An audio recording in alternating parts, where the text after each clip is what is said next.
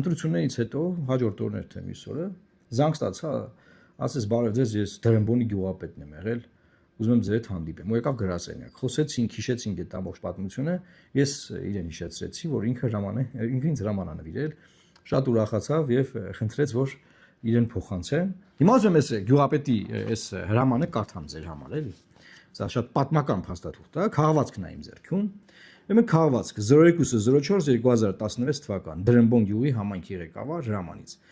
ԼՂՀ Մարտակերտի շրջանի Դրամբոն գյուղի համայնքի տարածքում ռազմական դրություն հայտարարելու մասին։ Պատկերացրեք, գյուղապետը իր համայնքում ռազմական դրություն է հայտարարում։ Այսինքն չի սպասում է կենտրոնից բան հրամային, բան գյուղապետը տեղ է մտեղ ռազմական դրություն է հայտարարում։ Ու ինչ ասում։ Ելնելով ԼՂՀ սահմաններում կատարվող իրավիճակից, Թշնամու կողմից պարտադրված ադրբեջանական զինուժի եւ վարձկանների կողմից ուխտադրուժ հարձակումից, որոնք խոշտանգեցին խաղաղ բնակիչներին հյուսիսարևելյան եւ հարավարևելյան կողմերում եւ օգտագործելով տարբեր տրամաչափի հրթիռներ, շրջանի մի շարք գյուղերի խաղաղ բնակիչների վրա Դրամբոն գյուղի համայնքի ղեկավարը հրամայում է։ Ուշադիր։ Առաջին կետը. ամայնքի տարածքում բնակվող զինապարտ տղամարդկանց չհաշված առաջին խմբի հաշմանդամություն ունեցող 20-ից 45 տարեկան մարդկանց չլքել գյուղի տարածքը եւ սպասել շրջանի զինկոմիսարիատի կողմից տրված հրահանգի։ Հրամայումը չլքել տարածքը։ Երկրորդ. կամավոր ցանկության դեպքում դիմել Դրամբոնի ազատամարտիկների միության նախագահ, անունը չեմ ասում, ես ինչ է Սնչյանին։ Երրորդ.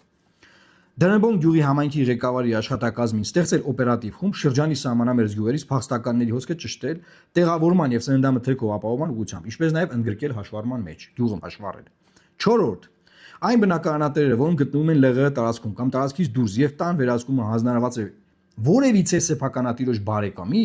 նրա միջոցով բացել դուռը եւ տեղավորել մարդկանց, կասեցնելով մարդկանց հոսքը տարածքից, այսինքն մարդկանց պահել գյուղում, չթողնել որ դուրս գան Ղարաբաղի տարածքից։ Հզոր։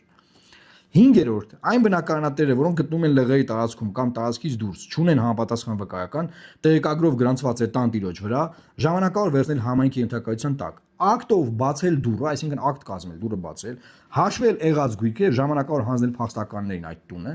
դուրս գալու դեպքում նորից ընդունել գույքը ակտով։ Չկա sense բան։ 6-րդ կետ.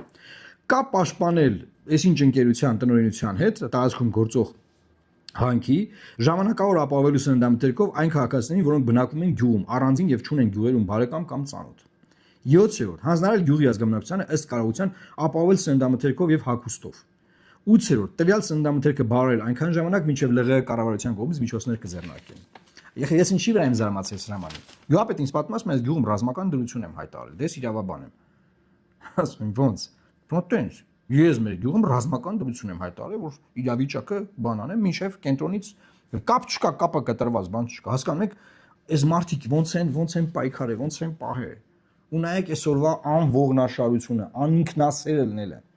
Եվ 9-րդ կետն եմ ուզում կարդամ, չկա sense բան։ 9-րդ կետը իմ ամենասիրած կետն է, նայեք, կնիքը։ Կոչ եմ անում համայնքի ազգաբնակչությանը, սկսած իմ ընտանիքի անդամներից, չընթարկվել թշնամու կեղծ սադրանքներին, ձեռք բերել Ղարաբաղցու ոգով արիություն, պայքարել մինչև վերջին հայը, քանի որ մեր ազգի լինել չինելը յուրաքանչյուրից է կախված, փառք մեր բանակին, Աստված մեզ հետ։ Վերջակետ։ Հրամանս ուժի մեջ է 02/16 թվական Դրամբոն համայնքի ղեկավար, միաժամանակ քաղաքապաշտպանության պետ Սուրեն Շաբոյան։